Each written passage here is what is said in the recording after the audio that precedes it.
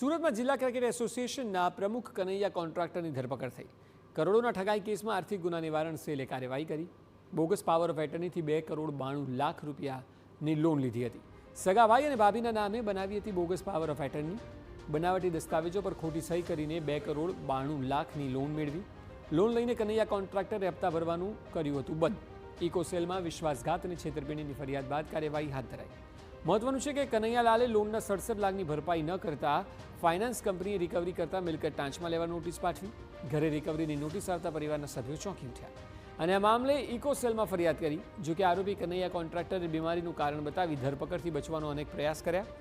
પહેલા હાઈકોર્ટમાં અને ત્યારબાદ સુપ્રીમ કોર્ટમાં પણ ધરપકડથી રાહત મેળવવા અરજી કરી. જોકે કોર્ટે આ અરજી ફગાવતા ઇકોસેલ પોલીસ દ્વારા કનૈયાલાલની ધરપકડ કરાઈ છે. સાથે આરોપીએ કોની પાસેથી ખોટી પાવર ઓફ એટર્ની બનાવી દીધી અને આ કાવતરામાં અન્ય કોઈની સંડોવણી છે કે નહીં તે તપાસ હાથ ધરી છે.